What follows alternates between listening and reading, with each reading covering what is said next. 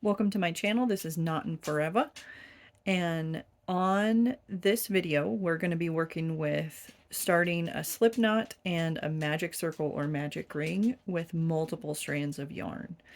So in this case we have 4 balls of cotton yarn that we're working with, and we'll be getting started with the most important movement that you'll do when you're working with multiple strands of yarn is the playing out of the yarn to get it nice and smooth and keep it that way while you're working. If you are trying to preserve a specific like color organization or pattern, it can get really difficult and really tricky. It can be done, but it's really time consuming. I don't end up getting that picky about my work. I just try to make sure that it's mostly flat while I'm working and make sure that there aren't any big giant snags or pulls that are going to make it so that it doesn't have a smooth finish in the end of the project. So that's just a habit that we're going to get into of doing that every so often while we're crocheting, is playing out our yarn to give it a smooth set of strands to work with.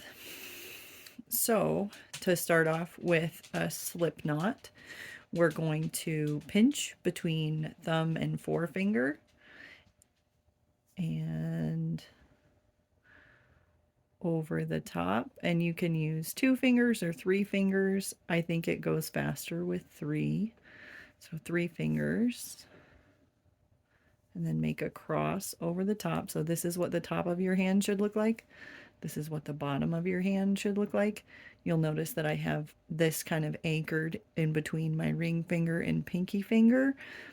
So this is going to stay the working end of our yarn, and it's easier for me to be able to pick it up at the end when I anchor it with my pinky finger. So the way that I remember to do a slip knot is to go under the bottom of all of the threads. The pinky finger also helps you like move around your yarn if you need to. So under the bottom, over the top, pull through, pull tight on your loose end. Choke up on it by pulling your working yarn tight, and then that will let you go forward with a chain if you're making a dishcloth or a flat project that's worked in rows. Generally starts with a chain, so you can then continue to chain easily like so, and that's how it'll look. Now what we're going to do is undo this, go back and take a look at how to set up the magic ring or magic circle. So to release your yarn and start over, you just pull your working end and it pops free. Fresh start. One of the nice things working with cotton yarn is that it doesn't fray as easily as acrylic for kitchen projects and that sort of thing. And in this case, if you're working on my microwavable bowl cozy, you can put it in the microwave as long as it's 100% cotton, and it's not going to melt like acrylic would if you put it in the microwave or got like a hot liquid on it. So for our magic circle, it starts just like the slip knot. We want to pinch between thumb and forefinger, go over the top of those 3 fingers, cross, under the bottom, over the top, pull through, twist, dig into your working yarn to do your first chain and make sure you're going inside of all 4 strands. This anchors your magic circle, and just double check your hook to make sure that you have all 4 colors on your hook. so that you know you made it through correctly. Let's do that again before we do any other stitches in that magic circle. So we have a fresh start by pulling the tail of our working end, thumb and forefinger, over 3 fingers, cross, under the bottom, over the top. And I have my hook down while I'm doing this. Pull through, twist, dig into your working yarn. I know most people call it a yarn over, but I like the idea of digging into your magic circle. There you go. And let's say you want to work through the first round of our microwavable bowl cozy. You would need to chain one more on top of your starting chain, because when you make a magic circle, you automatically end up with a single starting chain. In some patterns, it counts as a stitch. In most, it doesn't if you leave it by itself. But when you add to it, whether it's a chain 2, which means the first one to anchor it and another one, or some patterns would call for a chain 3. Microwavable bowl cozy doesn't, because the stitches are so tall you don't have to chain 3. You can just stick with chaining 2. But I just wanted to show you how it would be done if you did want to do that, or you did want taller stitches. So we're going to pull that out and make sure that we just have 2 chains, and you count the chains by looking at the loops below the loop on your hook. So we have 1, 2 chains, and we're going to do 9 double crochets into the circle. So we would yarn over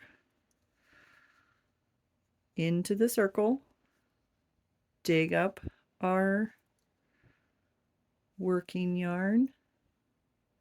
So we've got a yarn over, or a pull through. We yarn over again, pull through 2 of the loops on the hook, pull through the last 2, and that finishes the first double crochet. I'm not going to speed it up just in case this is a new pattern or a new type of skill for you and you're a beginner, so we'll just keep it simple, keep it slow, and feel free to stick around. Or if you are super comfortable with crocheting at this point and you want to skip ahead, we're gonna do 8 more double crochets and then we'll pull our yarn tail tight.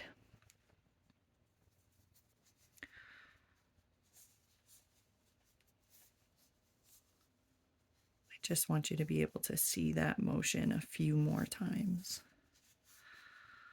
So now we've got 2 double crochets, yarn over, into the circle, dig up the working end, yarn over, pull through 2, pull through 2. And you want to check on it every now and then, make sure you're not missing any strands. Look at the back side and see if there are pulls in it. There are a couple little separations right here from when we were on stitch number 2. So on our first double crochet, I must have let the orange get a little bit loose, but that won't show up when we pull it tight. So as long as it's little tiny like that, you can get away with it and it won't be a big deal. But if it's a bigger pull, you would want to go back and redo that stitch. So again, we're counting this chain 2 as 1, 2, 3, 4 so far.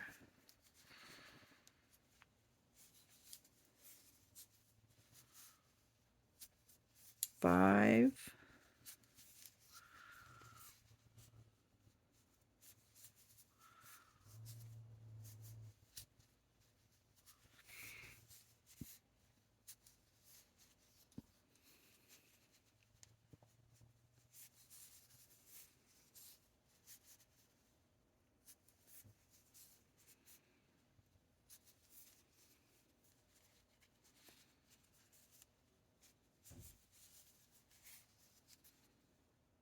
As you can see, I accidentally grabbed my green, so that tells you that you're getting a little bit close, and we should pull out and play out some more yarn.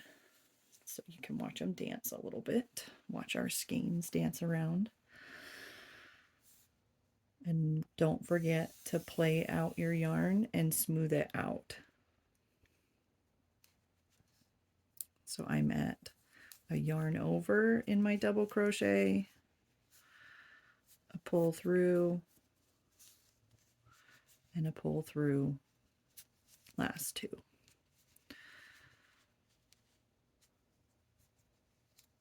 I often count and recount a bunch of times, especially on my very first row for any project with multiple strands, just because it can be kind of tough to stick with it and make sure that you're keeping the correct count. So we have our first chain for 1, 2, 3, 4, 5, 6, 7, 8. We need 2 more double crochets.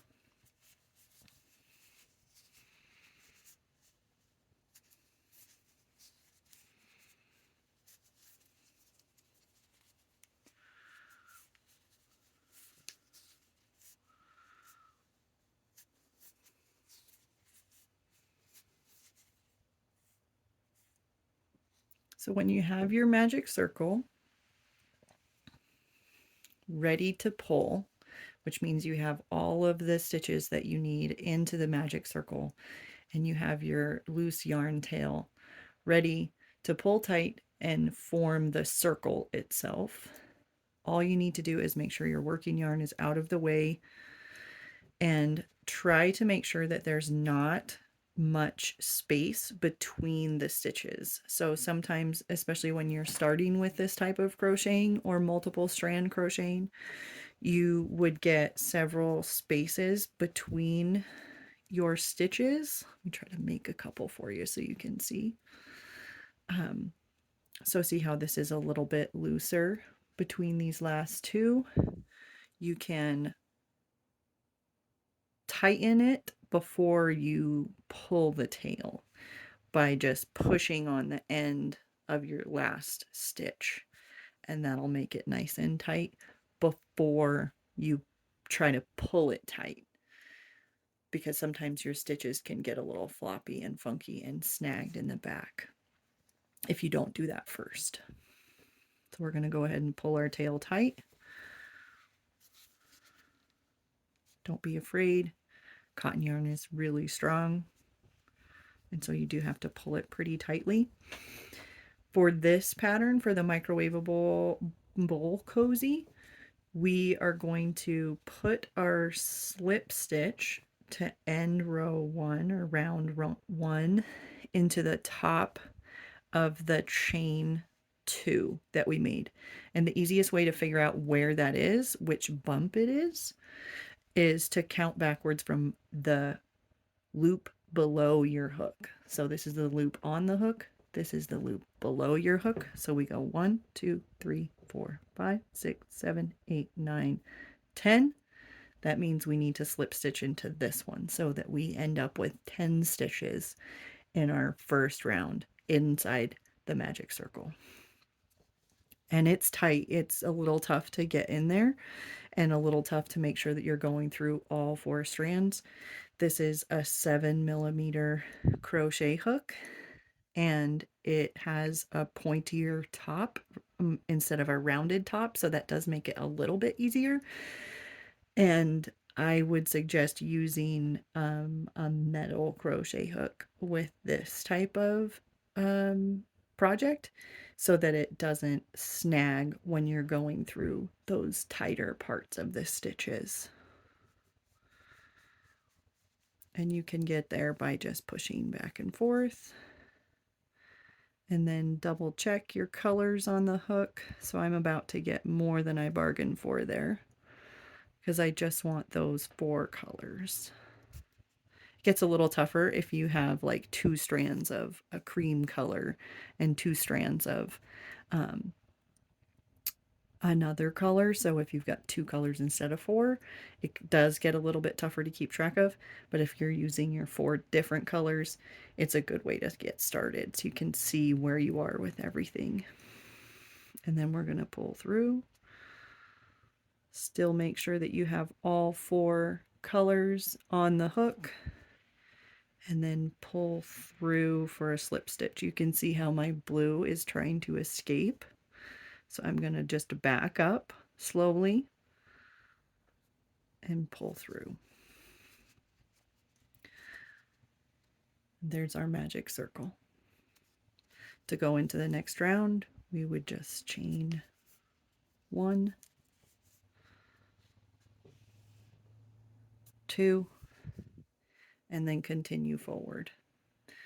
It's up to you for the type of project that you're doing, if this is going to be how you're going to organize your increases.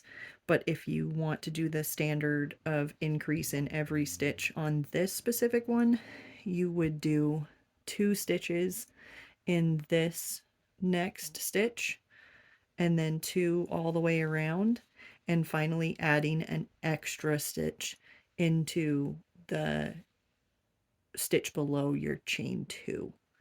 That's how you would get to your next row of 20 stitches.